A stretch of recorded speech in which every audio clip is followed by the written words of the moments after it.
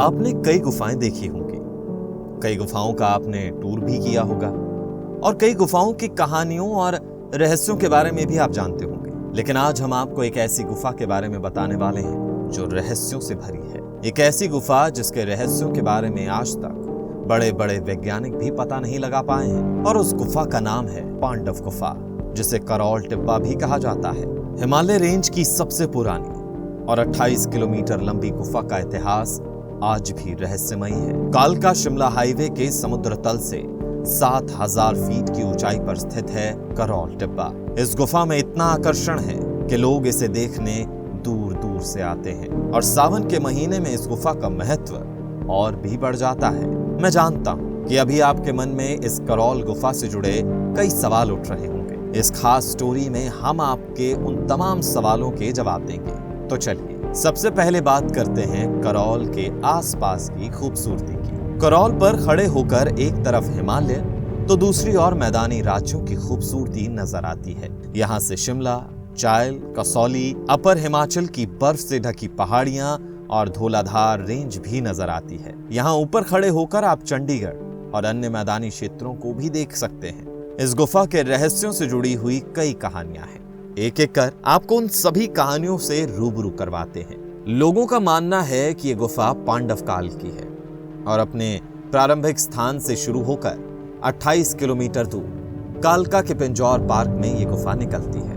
कहा जाता है कि एक जर्मनी के साइंटिस्ट ने जब इस गुफा के अंदर प्रयोग के तौर पर रंगीन पानी डाला तो वो रंगीन पानी पिंजौर गार्डन के पानी के प्राकृतिक चश्मों में निकला। इससे ये प्रमाणित हुआ कि गुफा पिंजौर में ही निकलती है। इसके बाद भी कई वैज्ञानिकों ने इस गुफा का मुआयना किया और हर बार वैज्ञानिकों के सामने कई नई चुनौतियां और रहस्य आते गए। स्थानीय लोगों की इस गुफा से काफी आस्था है। मान्यता है कि इस गुफा में भगवान शिव ही नहीं बल्कि पांडवों ने भी यहाँ तपस्या की थी। मान्यता ये भी है कि इस गुफा में भगवान शिव और उनका परिवार रहता था। गुफा के अंदर कई शिवलिंग भी बने हुए हैं जो अनेकों रहस्य समेटे हुए हैं। कहा यह भी जाता है कि महाभारत में जब शकुनी ने पांडवों को लाक्ष्य गृह में जिंदा जलाने की योजना तैयार की तो भीष्म पितामह ने पांडवों को भगाने के लिए इस गुफा का निर्माण किया था।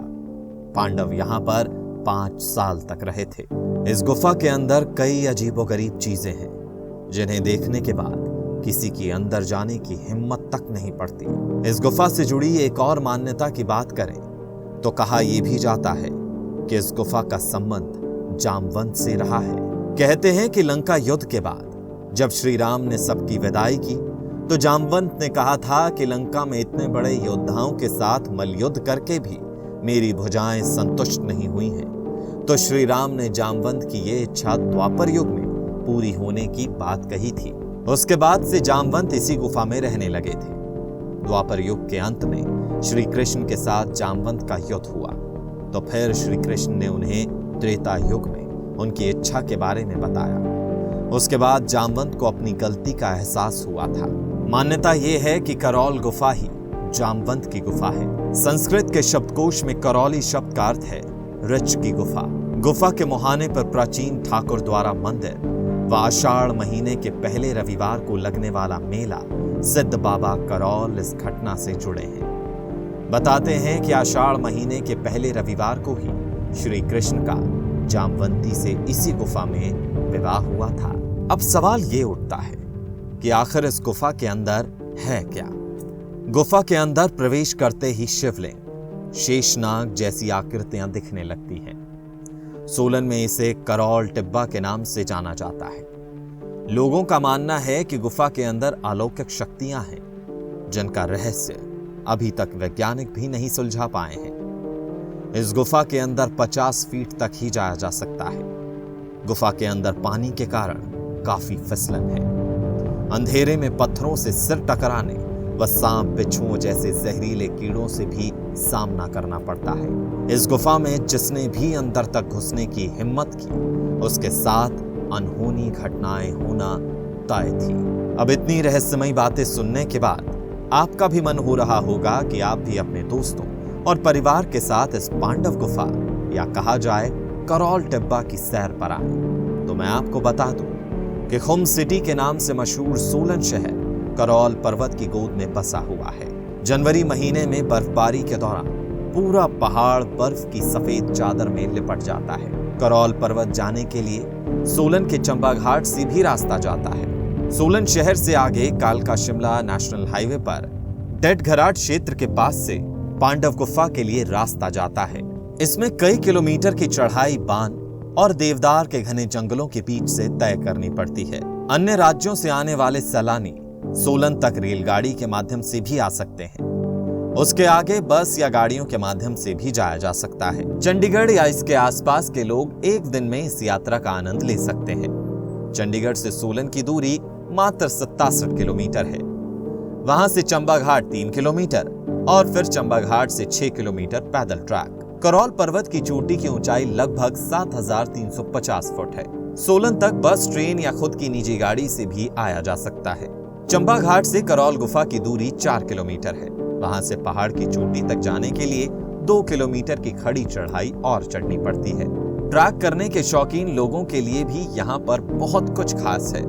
लगभग 18 से 19 किलोमीटर का ट्रैक, पहाड़ की ऊंचाई पर कैंपिंग और एक रात का स्टे आपके ट्रिप को और भी खास बना देता है। करौल पर्वत की चोटी पर मां काली का एक प्राचीन मंदिर है, जिसे करौल माता के नाम से भी जाना जाता है।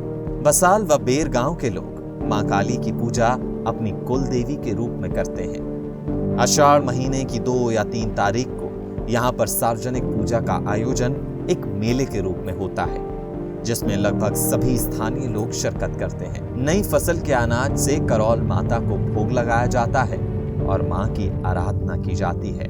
पूरे का पूरा पहाड़ चील, देवदार और बान के पेड़ों से भरा हुआ है। बीच बीच में काफल और बुरांस के पेड़ भी हैं। जब भी पहाड़ों में बर्फबारी होती है तो यहाँ पर भी बर्फ खूब गिरती है, लेकिन सोलन में आबादी बहुत होने की वजह से बर्फ के बस दूरदर्शन ही होते हैं। तो जनाब, ये थी कहानी पांडव गुफा यानी कि करौल टिब्बा की। अगर आप अपनी फैमिली या दोस्तों के साथ कहीं घूमने का प्लान बना रहे हैं तो करौल टिब्बा आपके लिए एक बेहतर जगह साबित हो सकती है। और हाँ, अगर आपको ये वीडियो पसंद आई है तो इस वीडियो को लाइक करना मत भूलिएगा और अपने ज्यादा से ज्यादा दोस्तों तक ये वीडियो शेयर कीजिएगा। अगर आपके पास हमारे लिए कोई सुझाव है तो कमेंट के माध्यम से वो सुझाव हमारे साथ जरूर साझा करिए।